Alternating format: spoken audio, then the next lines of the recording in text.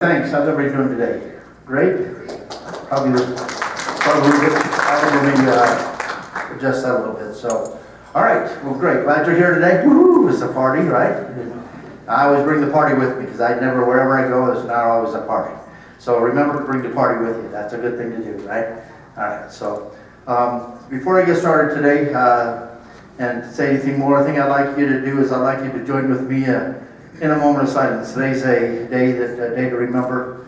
A sad day in many cases, but a day that we can remember those who have fallen, both on the 9/11 incident and those who have given their all for not only our country, but our counties and our cities and things like that. So if you would, please join with me in just a moment of silence in remembrance of those people.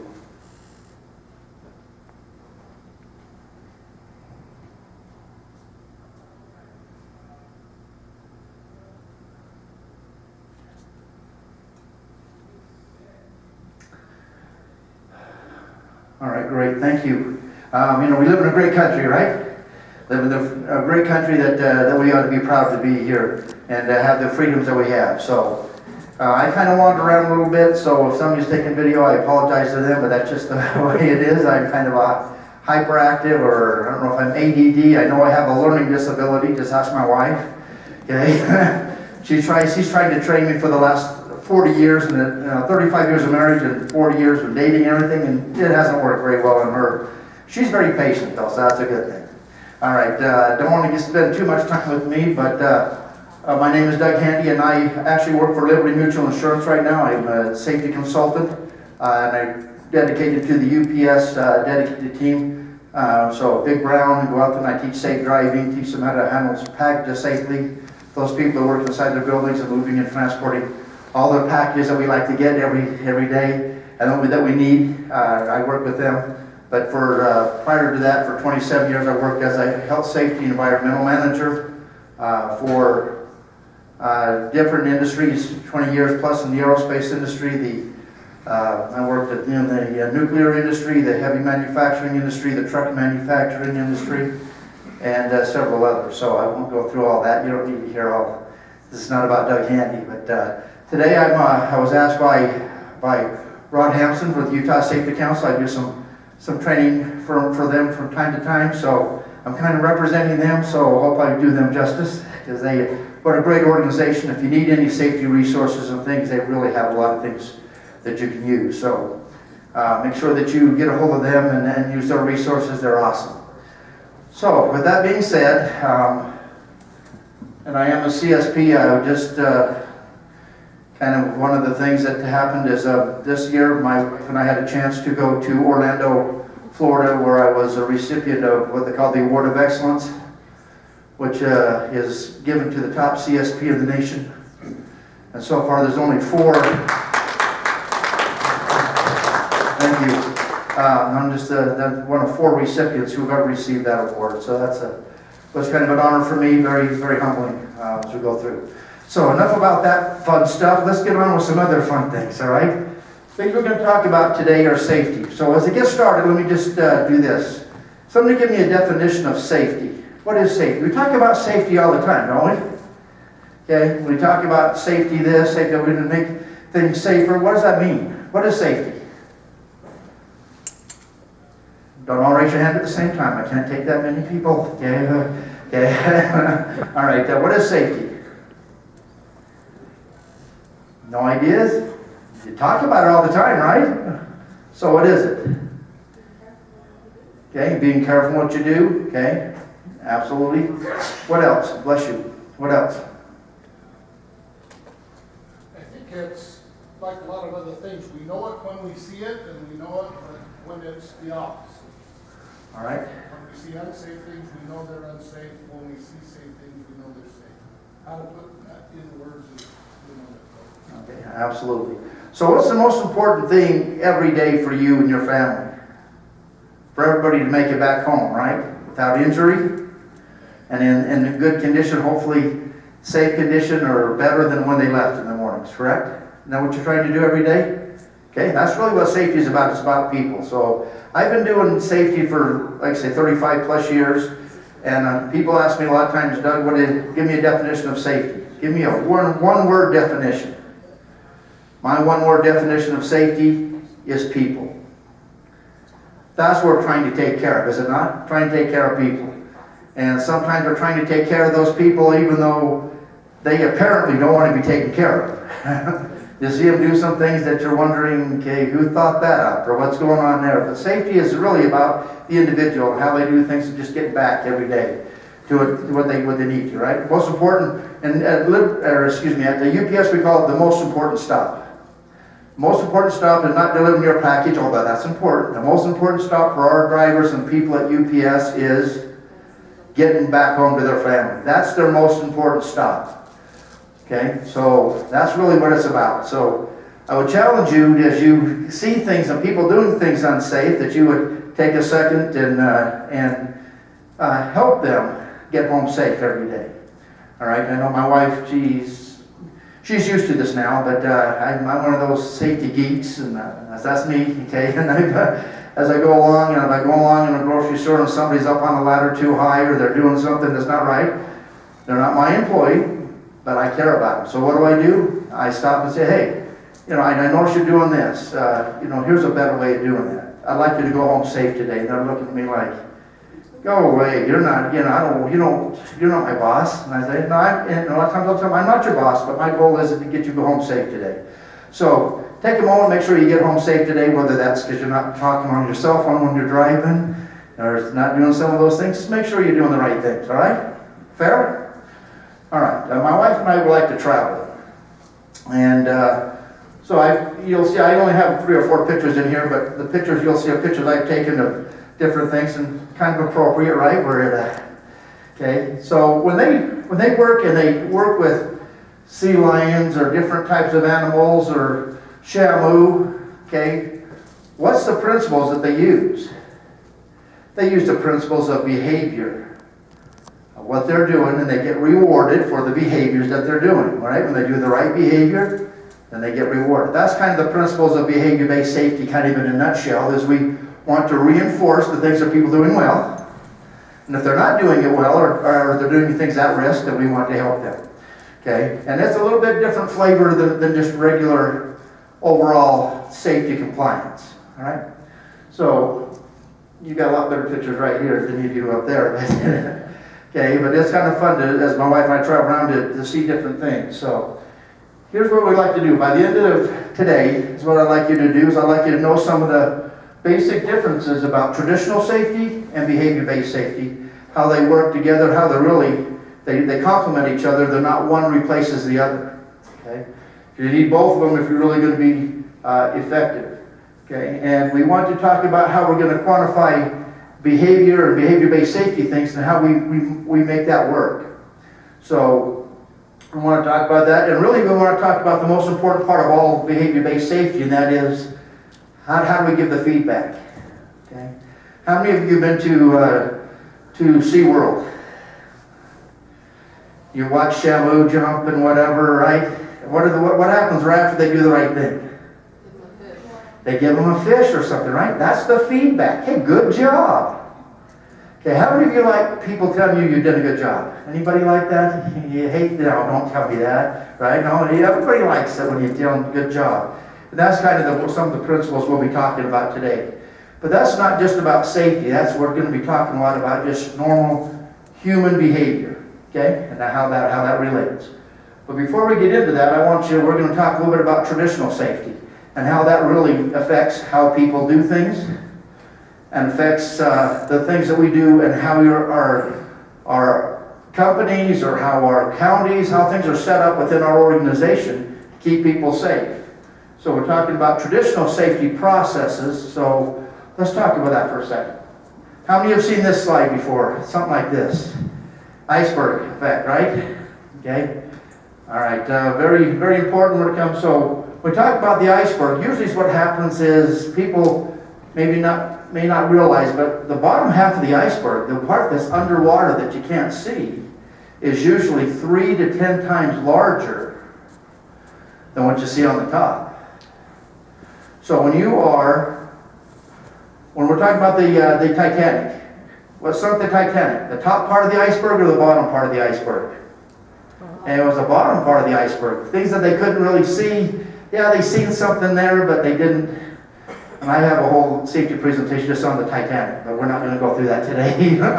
Because there was a lot of clues, a lot of things that happened on there that not only in the manufacturing process of the ship itself, where they took some shortcuts, thinking nobody would know, and how that really affected the overall outcome of what happened. But also, when they seen the icebergs, when they seen the things going on, when they got the reports from other people, what did they do about it? What did they do with them?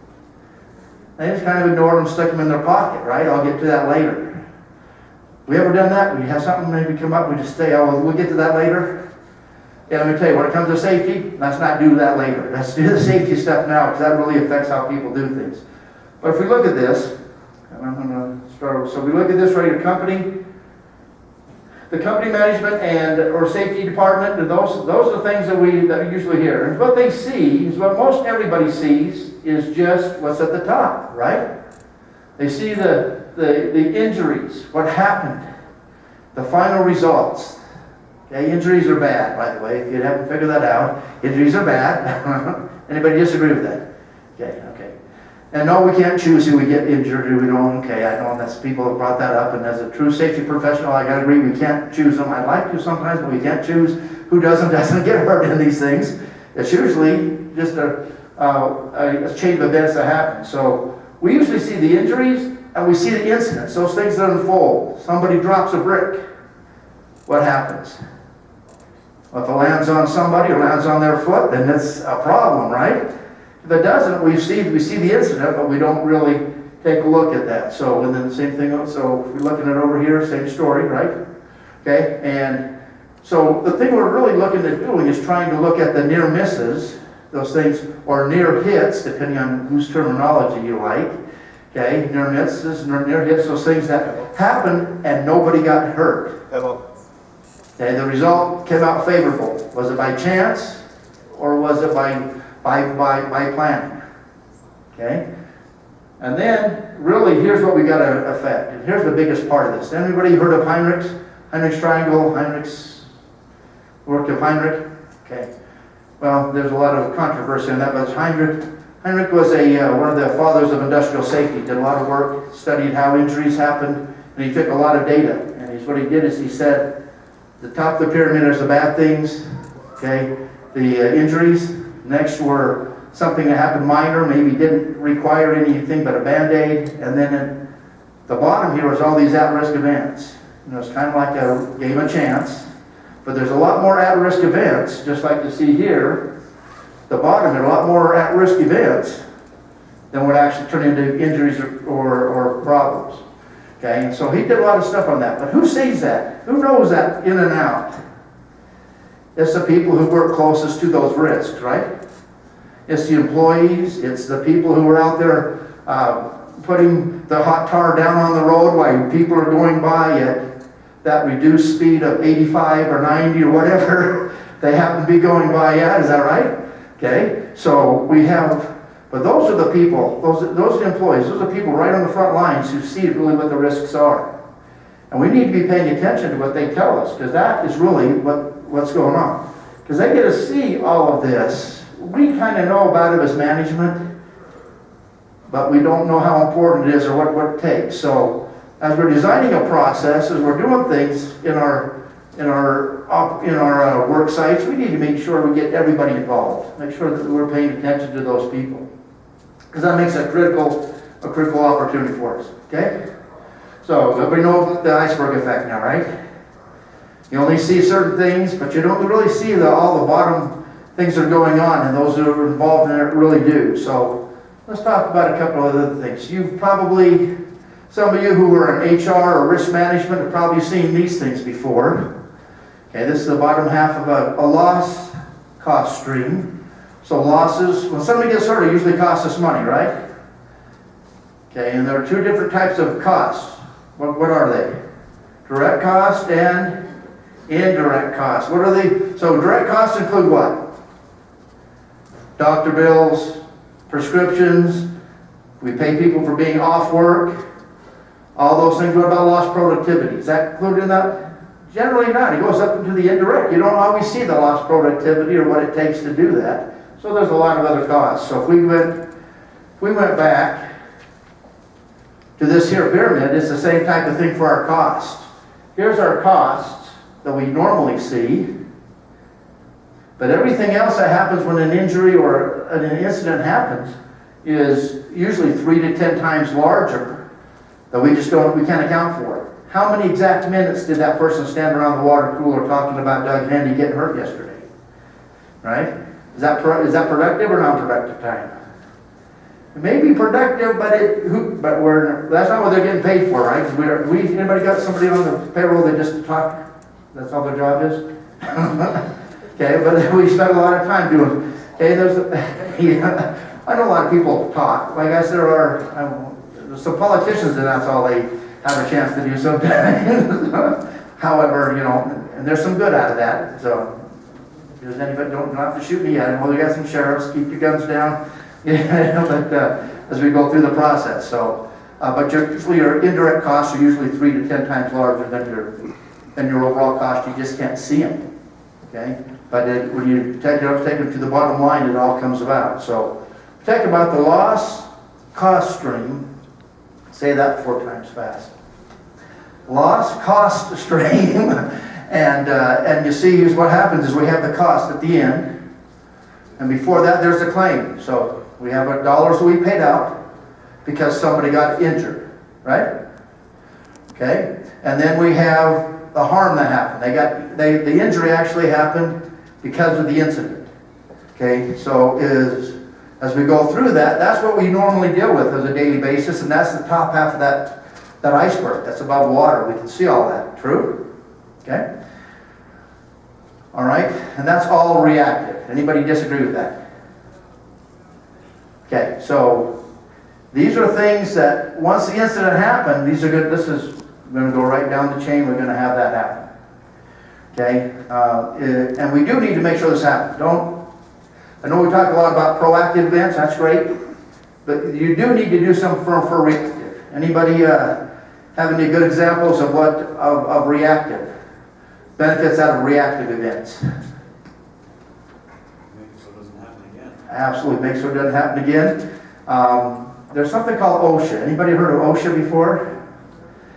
All the OSHA laws are basically based around something has already happened and they don't want it to happen again, so they're going to enforce a law or regulation or something that's going to help you to not let that happen again. Okay? Most of the things like the right to know laws or the hazard communication or now the global harmonization thing all come about because of what? Bhopal, India. True? 2,000 people died because of that gas release in Bhopal, India. So they decided they didn't want that to happen again, so they put in a bunch of laws, and now you have a material safety data sheet, you got labels on your products, you got all these things that make a difference. All right, so I digress a little bit, but let's go on. So now really the thing we want to do is move a little bit further upstream. Okay, and we want to take a look at what our systems are that allow these things to happen. Okay, so when we talk about most of our things we're talking about when we talk about traditional safety fall into this realm here.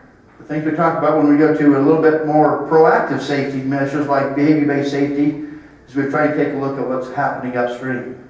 What are those ice things under the water, those iceberg parts? Let's see if we can get rid of that iceberg chunk at a time. So if we can eliminate that iceberg from ever accumulating, we don't see it at all and it doesn't do any harm to anybody. We okay with that?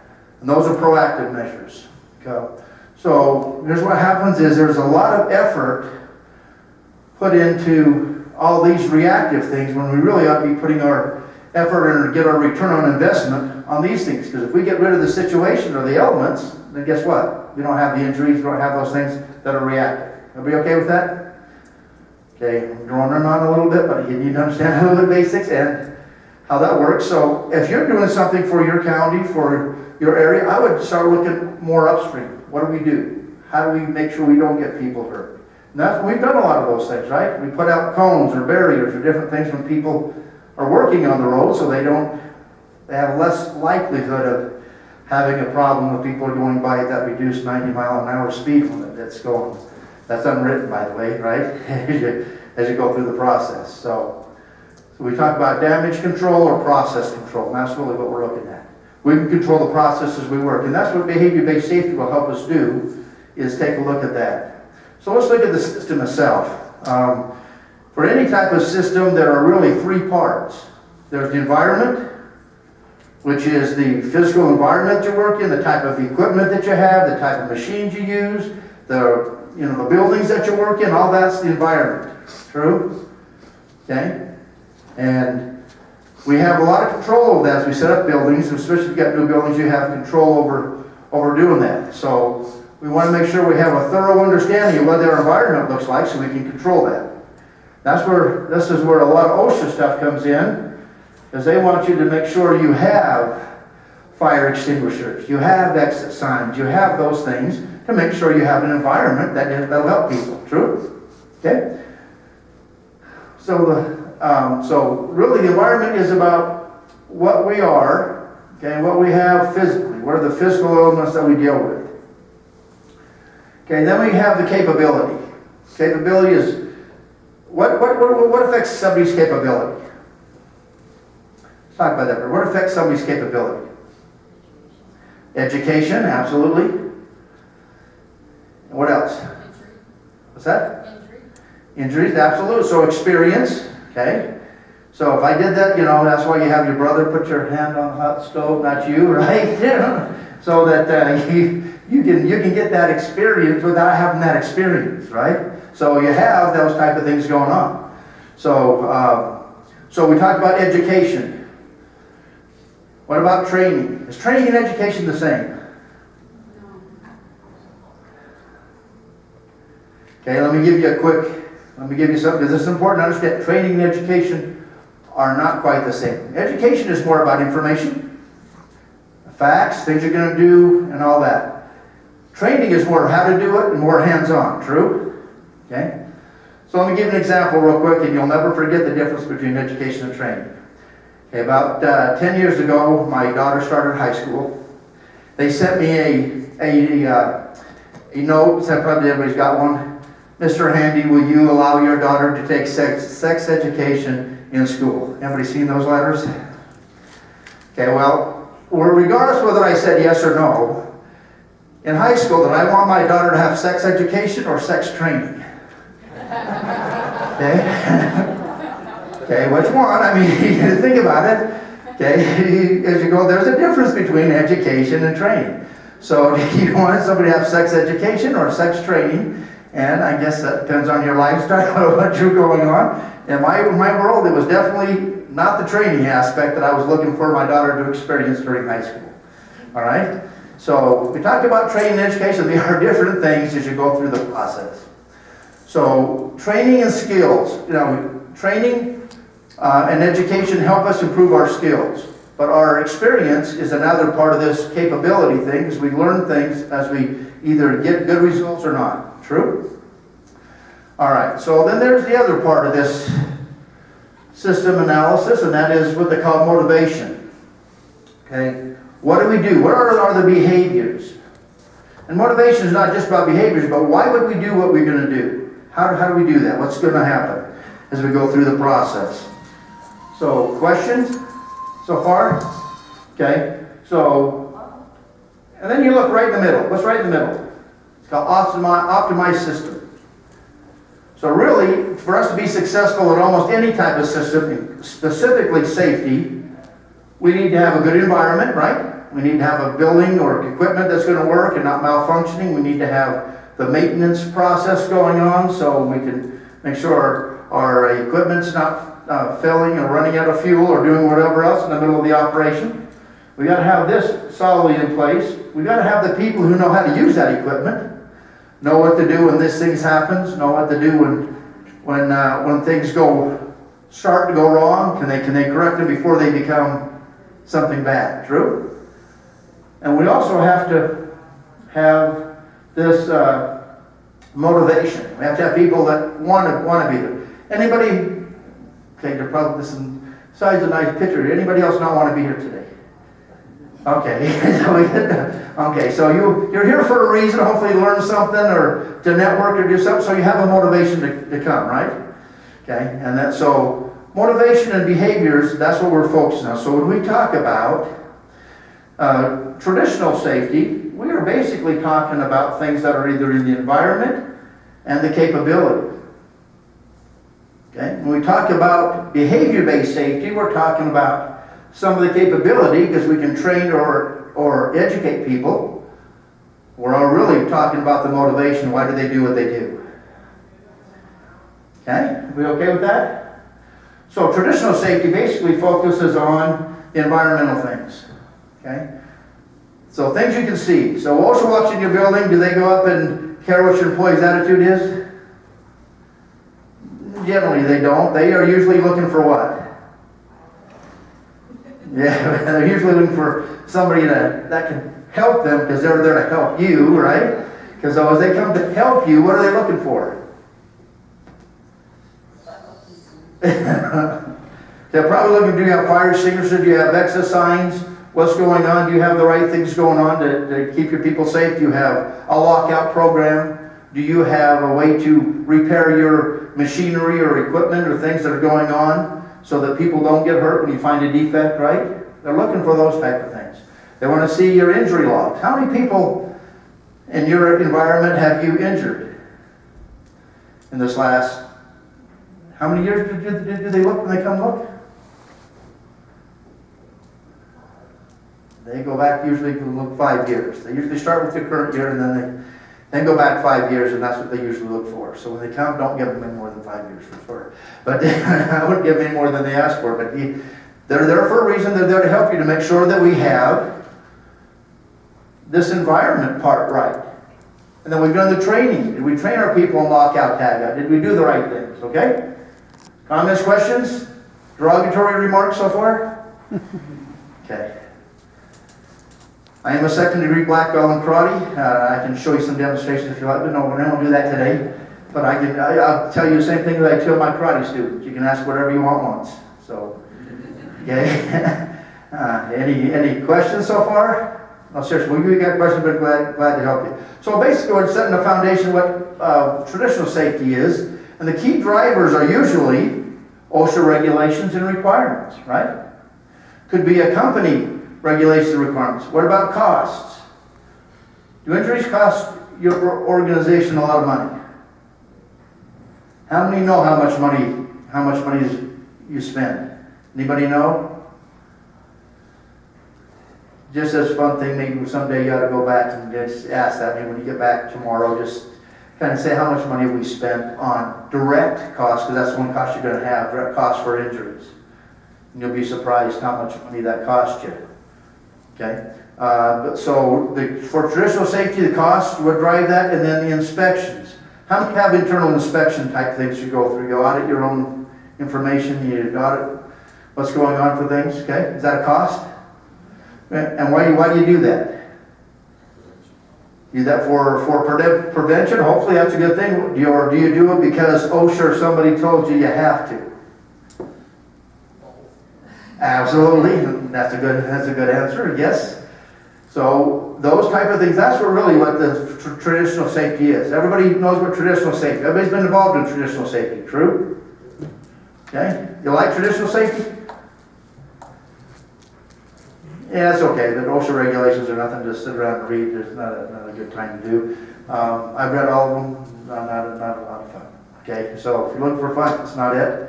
That's not where you're going to bring your party to. So let's see if we can go to a video.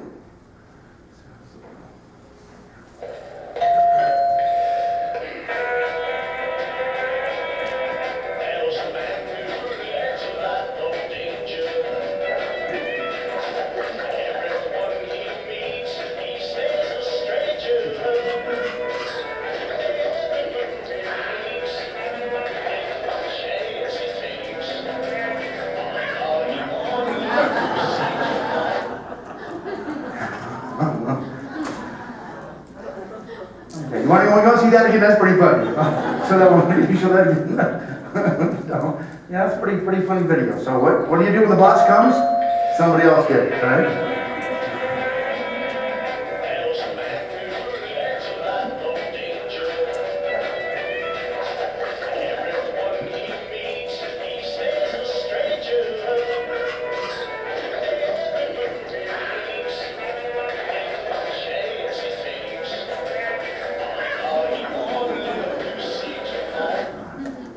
All right.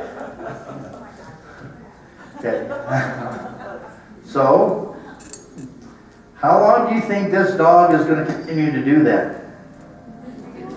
Until somebody changes his behavior by recognizing something else was going on, right? Okay, that ever happened in your house? You have your kids or anything? Yeah. Guilty as charged. Okay, so as you go through this process, we're looking at behaviors. We're looking at things that happen. And so when we talk about behavior-based safety, we're looking at what the behaviors are. We're looking at what actually happened. Okay, the physical environment, the training. That was pretty good training by that dog, by the way. But anyway, the training and the other education process were all part of the traditional part of life. Now we have the behavior side of life that we have to deal with, right? Okay, and you know, I don't know about that cat. I wouldn't be sticking around that. He probably won't be. He's gonna be the guy's sandwich, right? That cat is just a problem. Okay, so let's talk about behavior-based safety. Because behavior-based safety mainly focuses on motivation systems. So what's the motivation for that dog? First is food, right? He gets all the food he wants and even drinks Pepsi. I don't know how that goes, but okay. Okay, so he's drinking Pepsi and he thinks that's pretty good. Okay, and he's never held accountable for that. So how long do you think that's going to continue? As long as it goes, exactly right. So that's what we're talking about, motivation. Remember that third circle is motivation. It's about why people behave the way they do. Okay, because he wanted a sandwich. Okay, and he can get that sandwich for free. All right. So when we talk about the choices, and we're going to talk just a couple of minutes about the ABCs of human behavior. We're not talking about workplace behavior. We're talking about human behavior. Okay. ABCs of human behavior. Okay. So for behaviors processes, we can set the focus to be on specific behaviors, not just general outcomes. We can say, is this person going to bend their knees or not when they go to lift that process? Is that person going to put their seatbelt on before they turn the ignition? Is that person? We can focus on specific things rather than general, are you driving safe today? Okay? So when you get into behaviors, you focus more on specific things as you go through the process, as you go through. So, you got the other example here of using every step. Anybody ever tripped on stairs? Probably everybody, right? Anybody ever tripped on stairs because you're taking too many stairs at a time, or you're going too fast and that kind of thing? Okay, that's why they have a handrail there, by the way. Okay, to help you with that. And all that stuff. There's all kinds of body mechanics of why you shouldn't take 2 steps at a time, put your body's equilibrium off balance, put your point center of gravity off balance compared to where your body weight's supposed to be, etc. So 1 step at a time, those type of things. But if we focus just on tripping and falling on stairs, it's a different thing rather than say, hey, use every step. Use the handrail. Those are specific things that you can see. So most behaviors, when we talk about a behavior, it's something you can see. Okay? Yeah, you may not think very well of me or somebody else, but you can't see that. Okay? But you can see what they do, or the attitude that people have, or think by what they do and how they do that. Okay? For example, look how many people are on the front row. Woo. Man, it's and that's why y'all come early, just like we talked about before. You come early, just like you do in church, so you can get the back row. Okay? You don't have to sit on the very front. Okay? Why? Why don't you want to sit in the front row? Let's talk about that. That's a behavior, right? You chose to sit where you sat. Why? So you don't call on us. Okay, but most of us, if my wife's only 4'11", I always give her a hard time because she's fairly short. What a beautiful gal, but she's pretty short, so I always tell her she's got to step up just to reach the floor. Okay? For some of us who are taller than the tables, I can still see everybody in this room, and I can still call on you as you're going through. But in your mind, you're thinking, if I sit farther back, the less likelihood that they're going to call on me, right?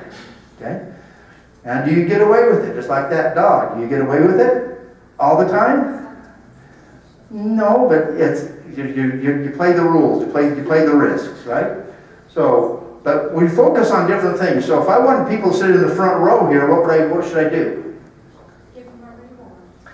Give them a reward, a different reward than what everybody else has, right? Or make it more uncomfortable, put spikes on the chairs or something. The farther back you go, or do something else, right? That would change your behavior. Is that not true? Okay? So that's what we're talking about with behavior-based safety and ABCs of human behavior. Is about just controlling behavior and modifying that and motivating people to do the right thing. Okay? You okay with that, everybody? Okay.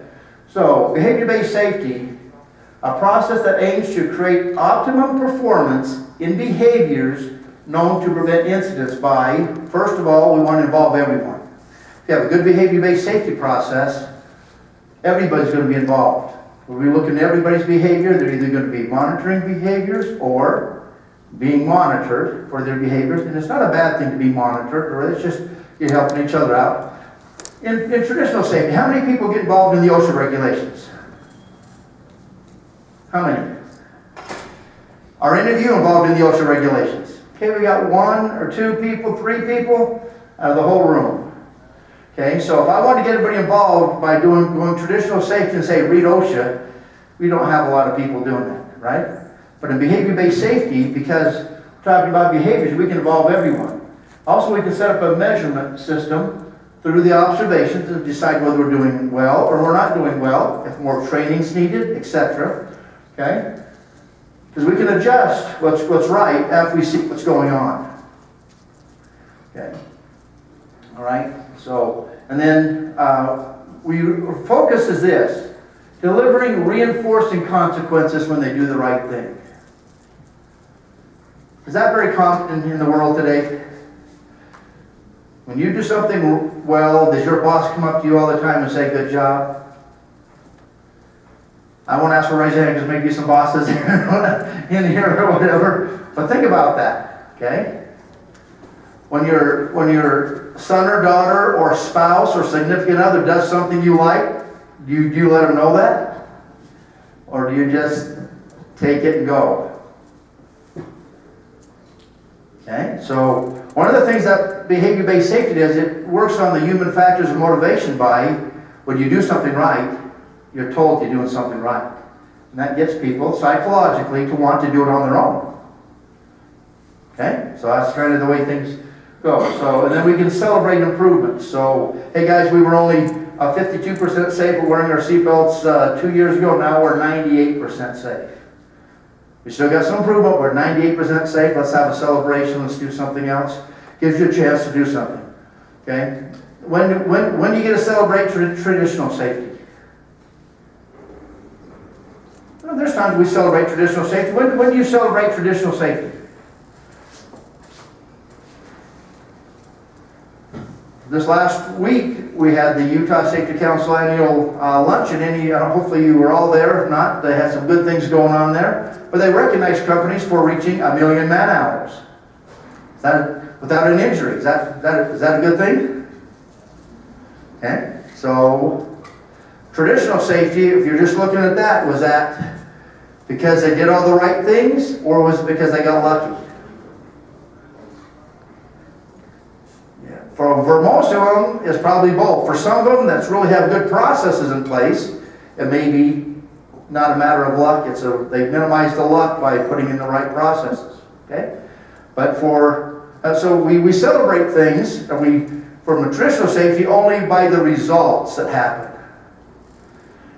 But as we talked about before, what leads up to those results? All those behaviors, all those things that get there, right? Okay.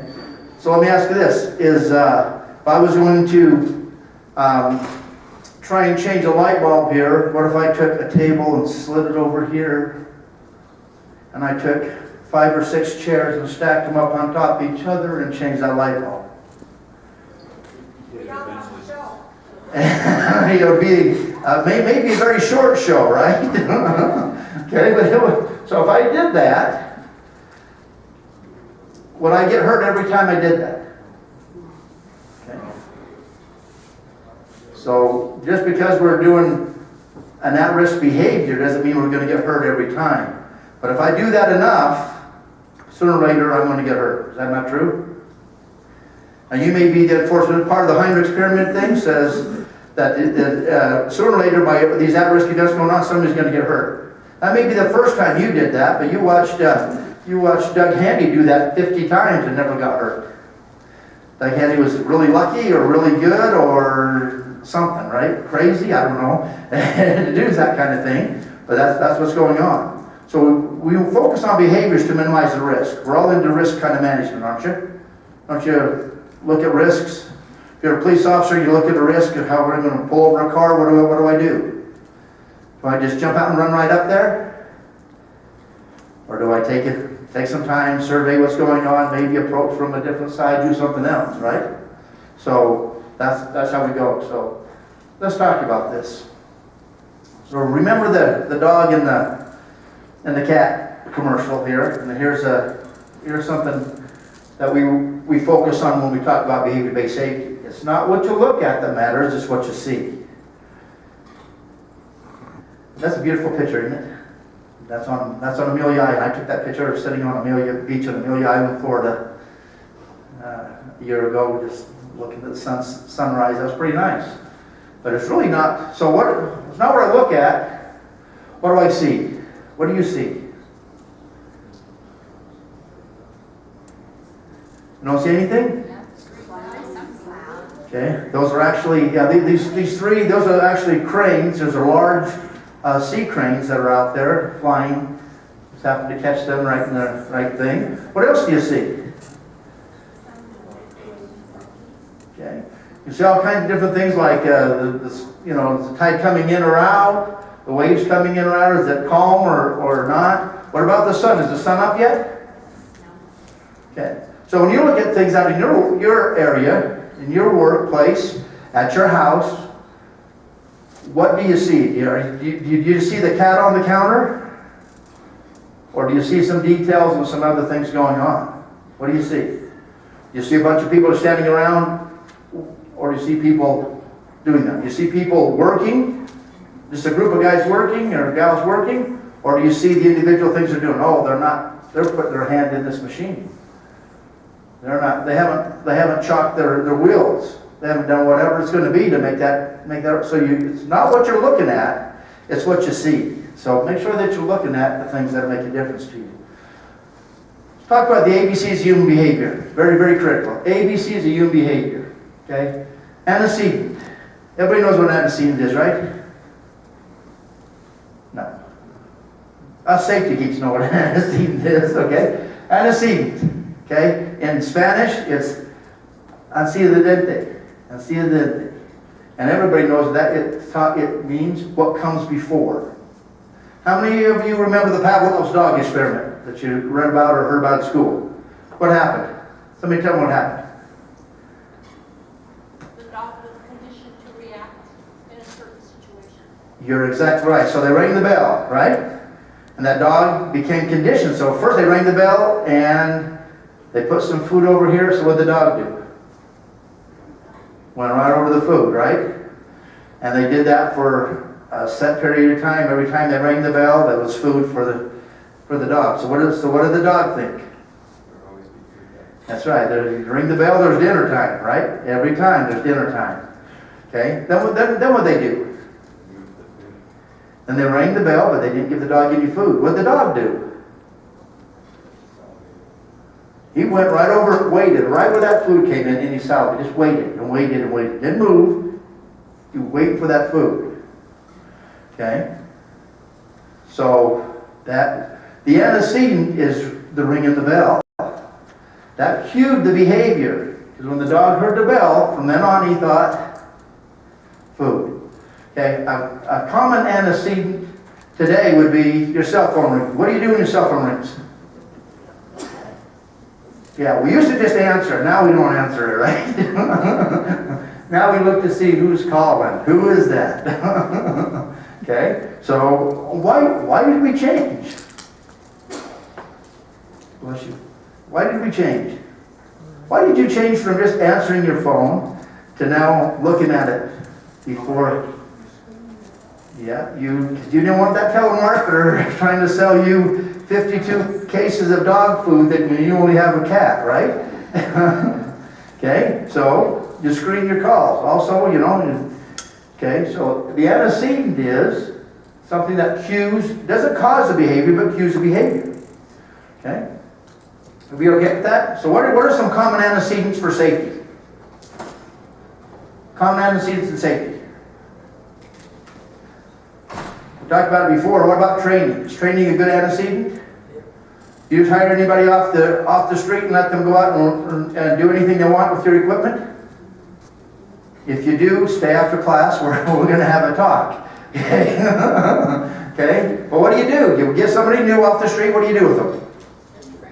You train them. You give them education and training. Hey, this is what this looks like. This is what I want you to do when this happens.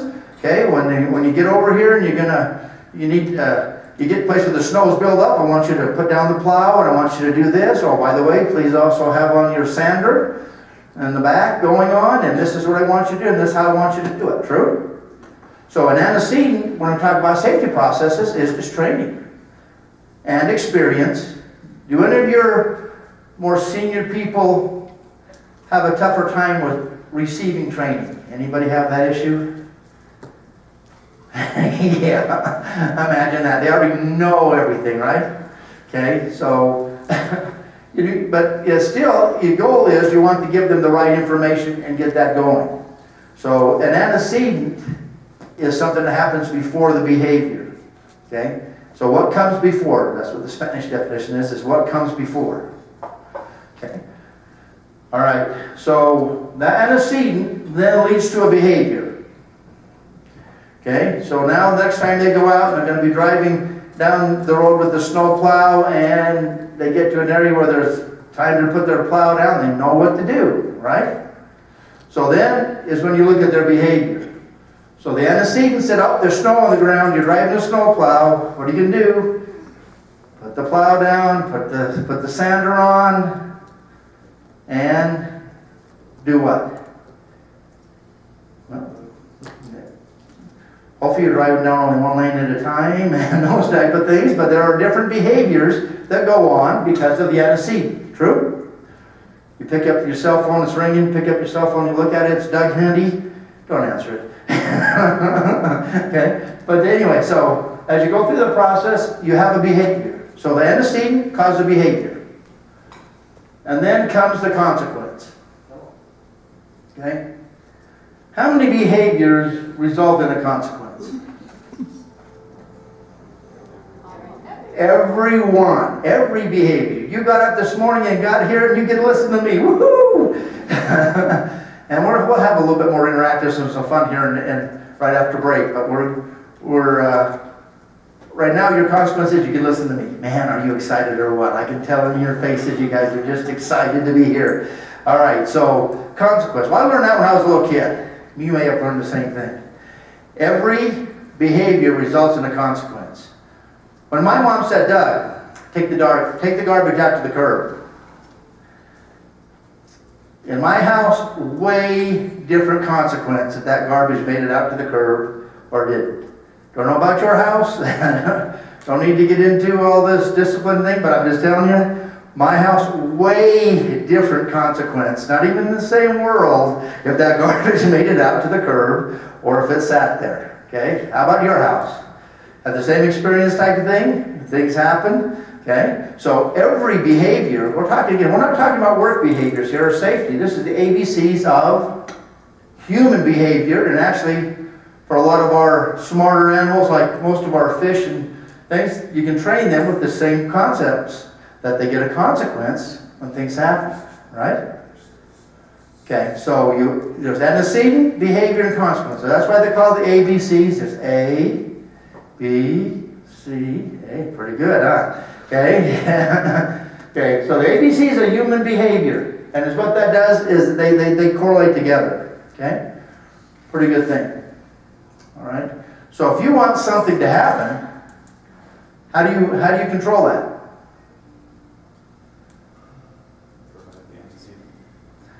You can control the antecedent, okay? So go back to the antecedent. That's one way to do that. So let's take the antecedent. We go back to the antecedent. So we notice that they're not putting their plow, or they're not putting their sander on when they're plowing down the road. So what are you going to do? Yeah, you bring them in, you'd educate them, you train them. Why do you want to do that? Why is that important for you to do that? You want to maybe create a little bit of the motivation when you're doing the training, rather than saying, when this happens, push this button. Okay, you want to tell them why, that helps, so you can get better at your training. True? Step-by-step process, and it becomes routine. Absolutely. So when does a habit form?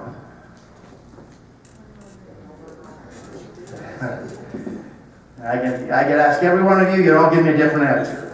Okay? Just like you ask a psychologist, every one of them have a different answer. But generally, it is assumed that if you do something 7 to 14 times in a row, it becomes a habit. You okay with that? 7 to 14 times in a row. How many of you always wore your seatbelt through your whole life? Okay. I can't raise my hand. My first 2 cars didn't even have seatbelts. So I couldn't wear it anyways. I didn't grow up with having that habit of getting in. I'm not telling you how old I am, but I'm just telling you my first 2 cars did not have seatbelts in them. So I didn't have that habit. What did it take for me to get that habit? Probably somebody nagging me, somebody helping me understand, right? Get to that epiphany in life, and that kind of thing. But now I don't know if my car actually starts without my seatbelt on. It's just the way it is. I don't need. Does your car start without your seatbelt on? I guess mine may. I don't know. How do we have to try it one day? But I usually, as you get in, that's just what I do now. Put my seatbelt on. Okay, but usually 7 to 14 times. That's what it's going to take. Okay. What if you want to change a habit? How long does it take to change a habit? For some things it's pretty tough, isn't it? So maybe never. Okay. Okay. Here's what the scientists say.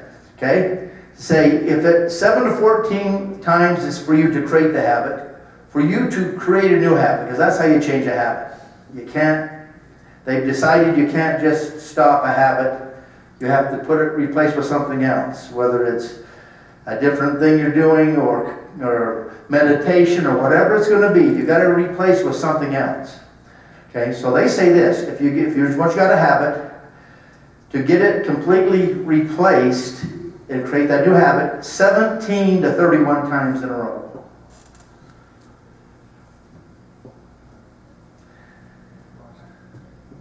That sounds like a lot, doesn't it? 17 to 31 times in a row. Now, that's why my golf game's the way it is. Okay? I got some pretty bad habits. And I can do it once or twice really, oh man, I'm awesome.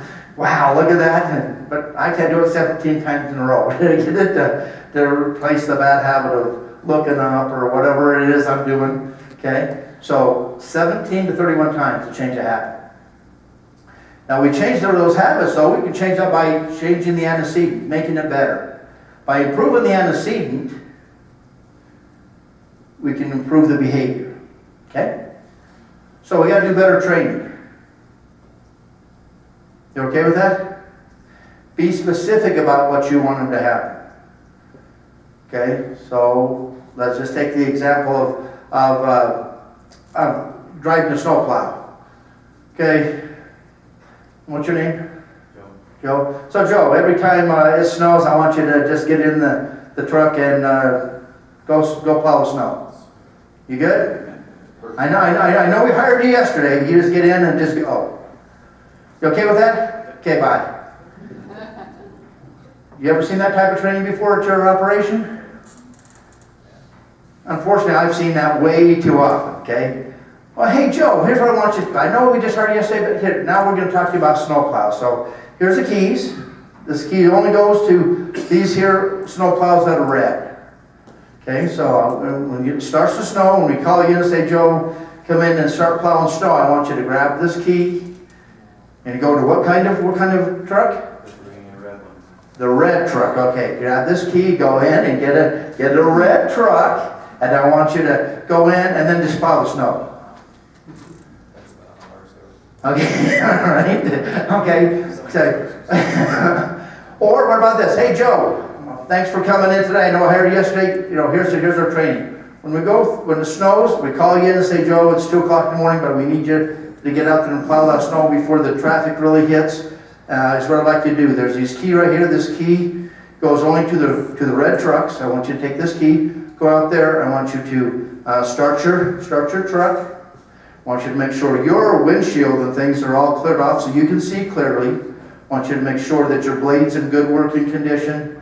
And then just go plow the snow. Getting better? What would you really want it to look like? Hey, Joe, thanks for coming today. I know your second day on the job. Thanks for what you do, and you're glad to have you as part of our team. Here's what I'd like to talk to you about. Let's talk about when it snows, when it's time for you to plow the snow. So we hired you to help us plow the snow. That's one of your duties. And I know you've driven a truck before, correct? Absolutely. All right, great. Okay, but even though you've driven a truck before, let's go through some basics. Okay, here's a key. See this key? There's a whole set of keys right here. All these keys just go through these red trucks. They're numbered, so when you pick up truck or key number 4, you go out there to truck number 4.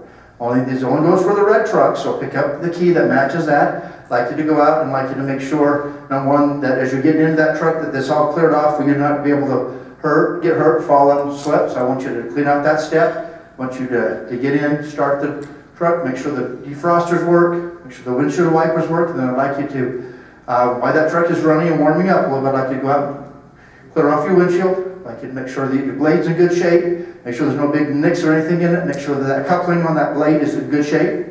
Okay? And then that's what I'd like you to do is go also around the back and make sure that your sander is not clogged or broken up, and I can go out and show you that a little bit later, but I'd like you to do that, okay? And then what I'd like you to do after that is make sure that looks like it's good. Check your tires real quick, because you're going to be out there doing a lot of things a long way from the building. You want to make sure that you're in good shape, okay? You probably won't need any change. You're a big enough vehicle.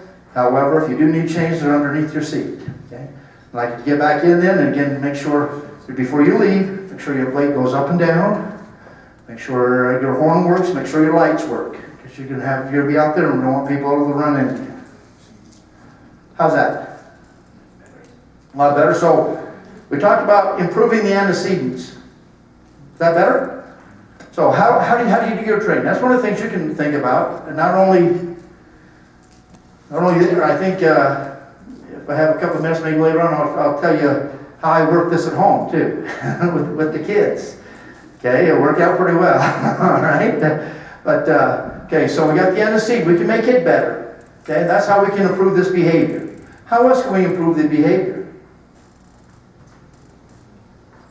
Okay, we talked about antecedents. We talked about behaviors. A mistake I think we often make mistake, folks, is we assume people understand consequences better than they do. And so we start with antecedents, training programs. This is what you need to do. Pretty soon we become the organizational nags, and you get resistance and pushback. But I found you have to focus on the consequence section and explain why this is important for our organization to get the necessary buy-in to make the antecedents work. And so, how does safety impact our lost time, the injuries to your employees, your own budgets, workers' compensation, and EMOD. You need to have your statistics and know how it impacts your own organization in order to sell the program enough to get support to even begin to be antecedents. It's worth $100,000 right there. All right, that's worth $100,000. That's right on the money. We gotta get people to understand what the consequences really mean, what it's about. Is that not true? So we can change people. We do need to do that. We do need to make our antecedents better. We do need to change our behavior. What do you think the percentage of changing the antecedents is to affecting the overall behavior long term?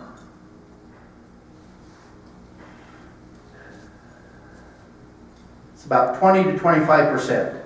You can get the best antecedents in the world, but if you don't reinforce them by the consequences, they will go away sooner or later, okay?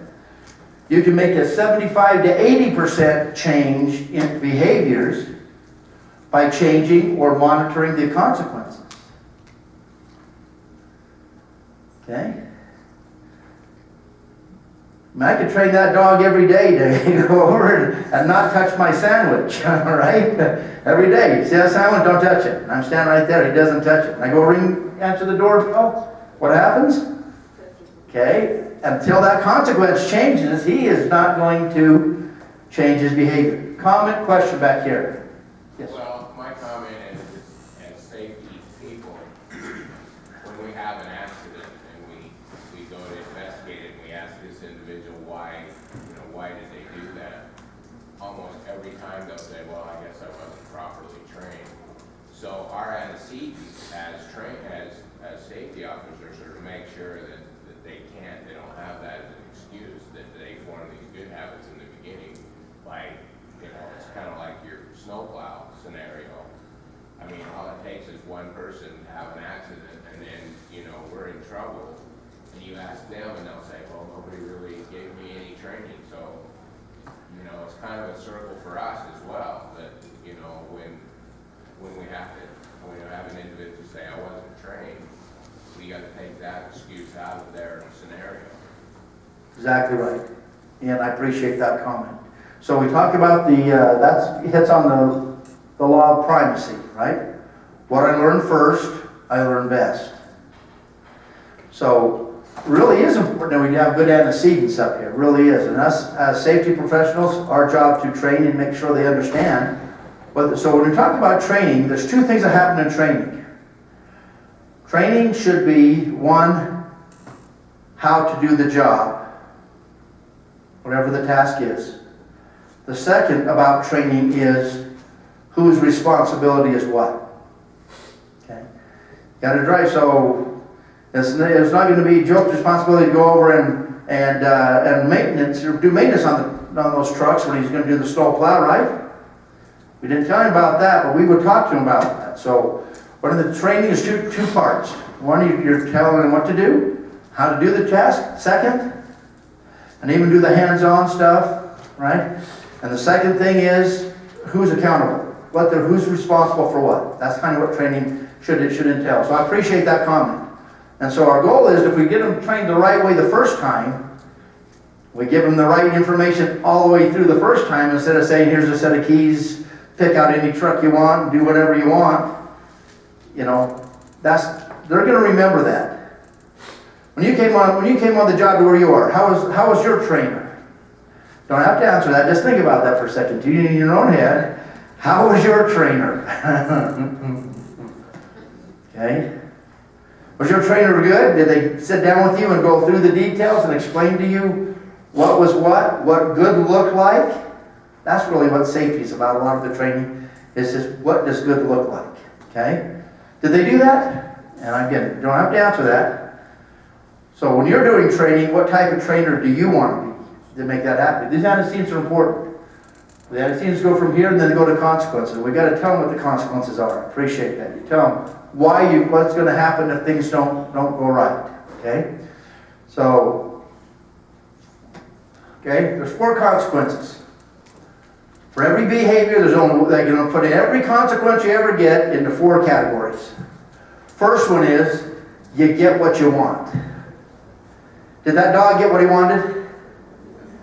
Absolutely, okay? That's a good thing, okay? So is that a positive consequence? Okay, that's a positive. You get what you want, positive consequence. Okay, so number 2 is we avoid what we don't want. Anybody got an example for that? I'll give you an example. My boss only comes and talks to me when things are going bad. So if I do it right, my boss doesn't come talk to me.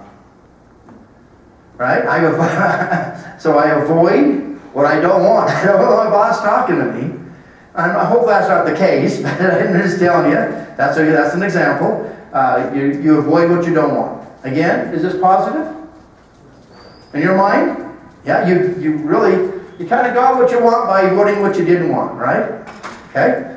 All right? So those are positive consequences. Those are things, if we get this thing here happens, our likelihood of doing that behavior, repeating that behavior, goes up.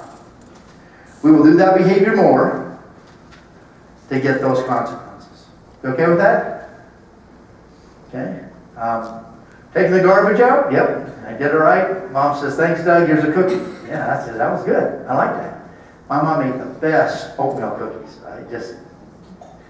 Anyway, that was pretty awesome stuff, okay? So, that's 2 of the consequences. Let's go to the next ones. Number 3, we get what we don't want. Okay, so now we've done this, we get what we don't want. So, I did this, it wasn't the right thing, and now my boss comes to talk to me. So now I got what I didn't want to have happen. Is that a positive or a negative consequence? Negative, right? Negative. So I got what I didn't want. Okay? I wasn't paying attention. I was talking on my cell phone. Not a good thing to do, and I ran into the back of somebody. So I got what I didn't want. That was a consequence. Okay? Negative one. Or we don't get what we want. And all the sounds, they all look the same, but they're all different. I don't get what I want that bonus. Okay? I only get that bonus, or I only get that discount from my insurance company, Liberty Mutual. If no, okay, whatever. As you go through this process, you only get that discount if you don't have any crashes, or you don't have this happen. But now that happened, I didn't get what I wanted. Okay? Negative or positive? Negative. Okay. So, here's what you got. These are the 4 types of consequences you get for every behavior. Whether it's work, whether it's home. Again, we're talking about the ABCs of what type of behavior? Just work behavior? Human behavior. All types of behavior. So it's not just, okay? And so you think about this, you can apply this to your own life with your significant other, your kids, or whatever else. Okay? What do you get and how do you work that? Okay? If we do this enough, the right way, we talked about habit already, it becomes a habit. So if we keep on doing the right things and we modify our behavior because of those consequences, we have good habits. So what affects the strength of those habits? Strength of those consequences. Okay? Promptness. The closer you have that consequence to the behavior that caused it, the better off it's going to be. Okay? Make sense? So, hey Rod, 5 months ago you did this. Whether it's good or bad, how does that affect Rod? 5 months ago? Probably not as much effect, right? So if you want to affect behavior, do your consequences as soon as you can after they get done. Okay? Because that's when they're going to remember. That's when it's fresh. That's when you get that thing. That's when you're going to start building those habits that you want to create. Okay? So, again, we want to do it promptly. What about probability? So, Rod, I deal with Rod a lot, but I only talk to him once every 3 weeks. So the chances of him getting any feedback at all is pretty remote. Probability of that happening is pretty remote. Okay? Or even if I see Rod every day, but I don't talk to him. Or I don't reinforce that on a daily basis or a weekly basis, what's going to happen? It's less effective. You still can have good results, still can change the behaviors, but you have a better chance to change your behaviors if you make sure that every time that happens, there's a result. Every time they ring that bell, that dog went over there and hopefully he got dinner, right? Okay? Okay, and then there's pertinence. Okay, that is the perceived value. So pertinence. Is that important? Why is that important?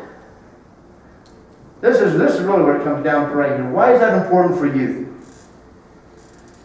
Okay? Why is that important for you? Well, see, if you do that snow plowing the right way, you get all that done, not only are you going to get our traffic to be in good shape and not have any delays, you're going to get home safely because you've already done the things for your truck that you needed to do to make you get home safe today too. Okay, so every time you promote that, make this a personal value type thing to that person. Why is it important to them? It's always important to the company, right? Why is it important to the company? Because it's a traditional safety, because it's the procedure, it's the policy, it's the law, whatever it is, it's important to somebody in the company. Why is it important to them to get that consequence? Remind them why it's important. We talked about the most important stuff. Why is it important for you not to get injured today? So you get home and you can go to your daughter's piano recital. You can go play softball with your team, whatever it's going to be. Make it important. So these three things will strengthen or decrease the strength of any kinds of consequence. So how many kinds of consequences were there? 4. And I'm sure you guys can repeat them off, right? Probably not, but let's just go back real quick. And we get what we want. We avoid getting what we don't want. That's the positives.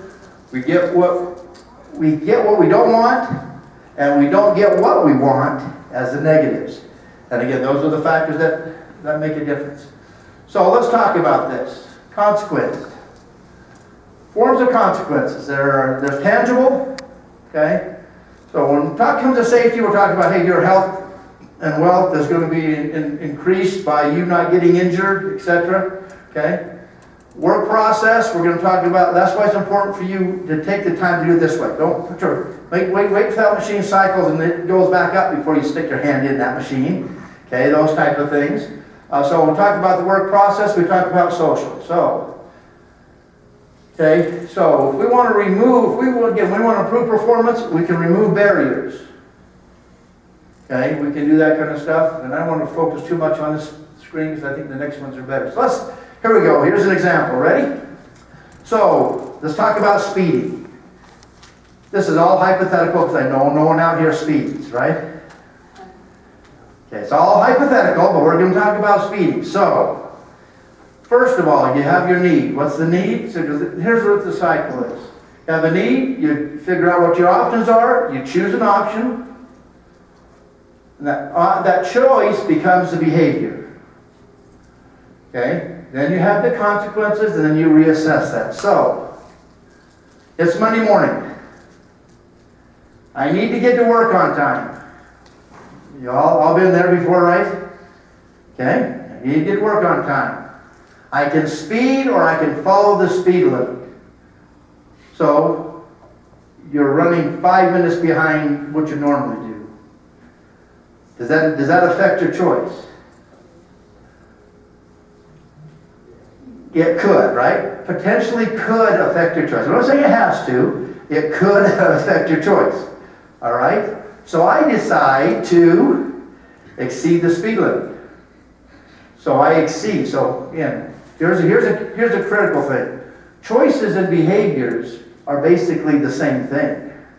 We got them separated here, but once I decide I need to go faster, I'm going to go faster. True?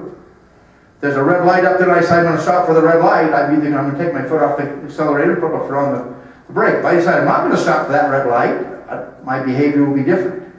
Okay? So then what happens? I get to work on time. I pass others along the way. I wave to everybody. Okay?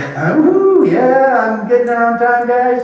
Okay? And so now what happens? What you going to do tomorrow? When this happens, what are you going to do tomorrow?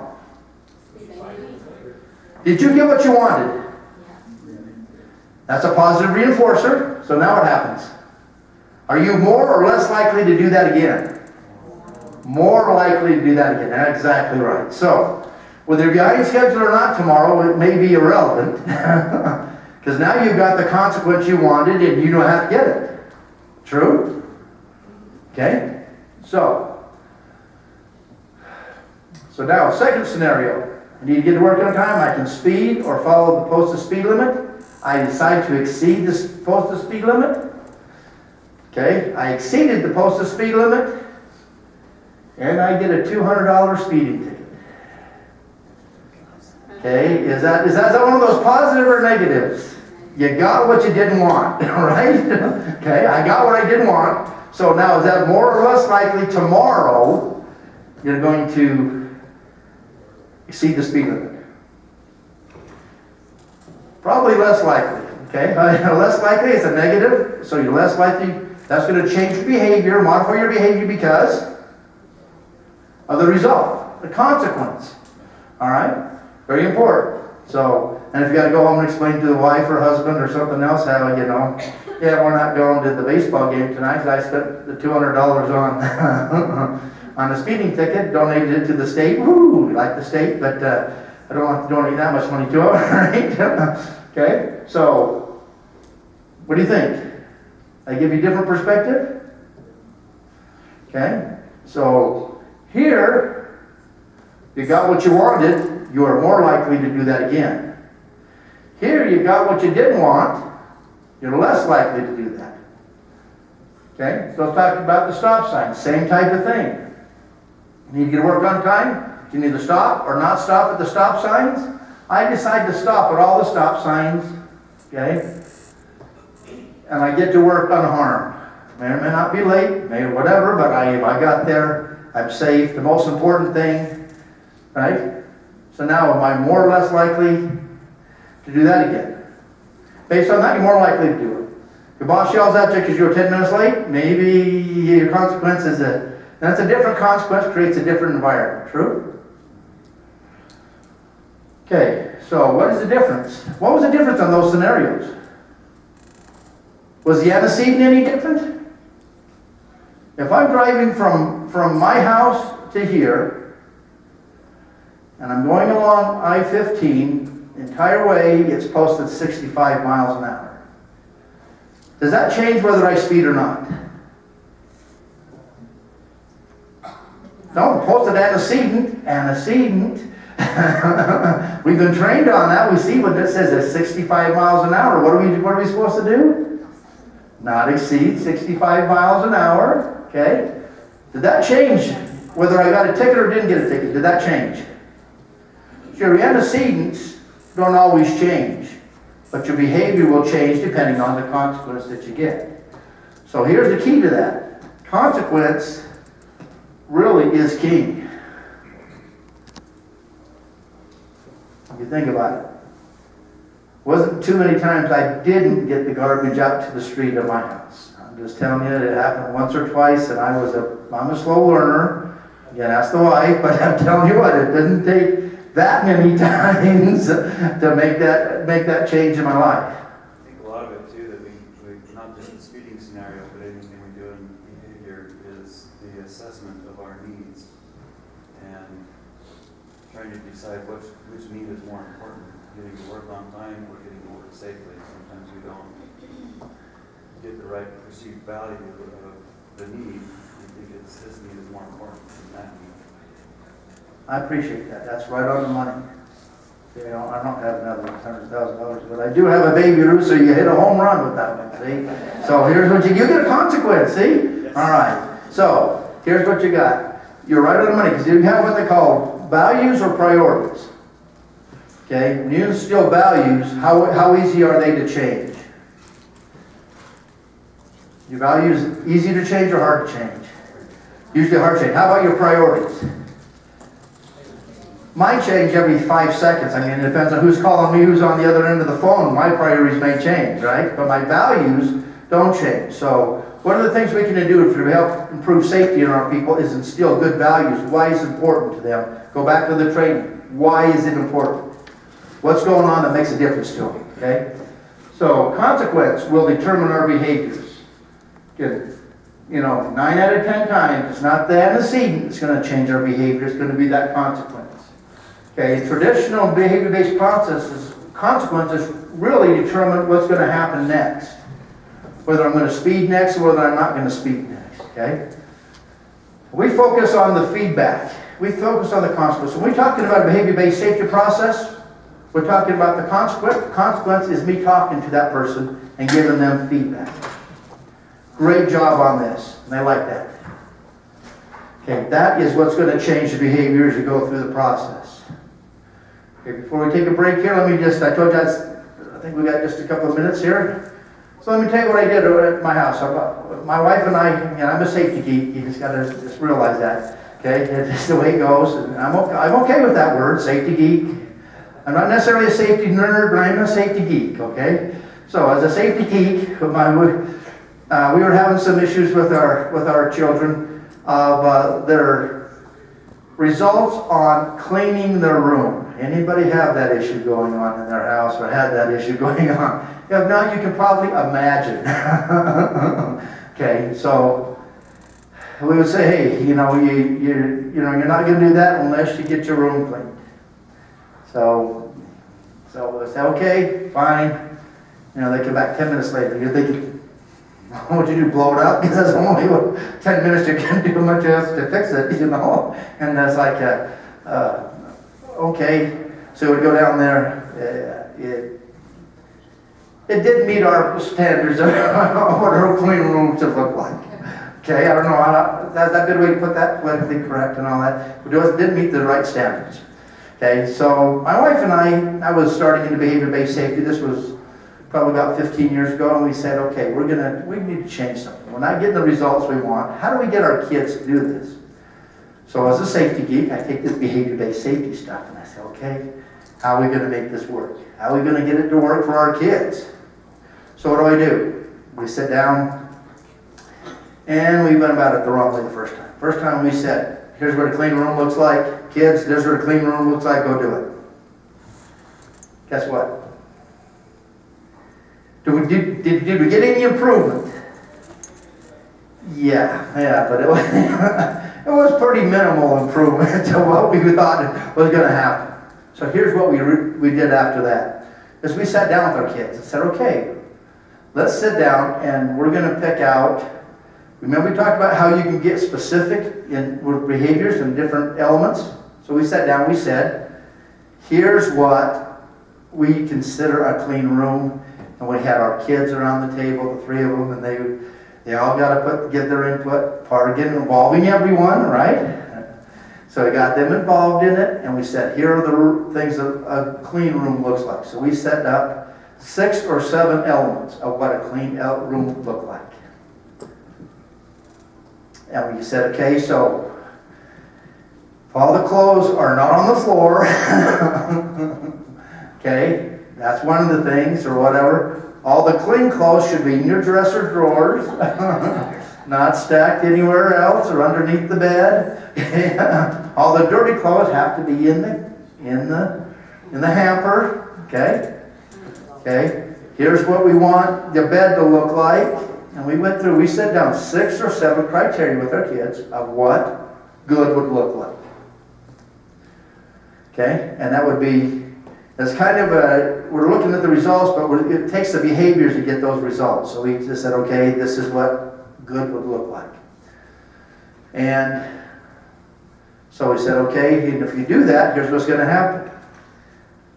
You have to clean your room at least 3 times a week. If you do that at least 3 times a week, you tell us about it. We may come down and do a spot inspection on those 6 elements, not the other 52 things that we really think are wrong. Okay, but we're going to just pick out those 6 elements, and then if you do that right, at the end of the week, we'll take everybody for a Slurpee. Okay, we add some incentives, some good consequences to that.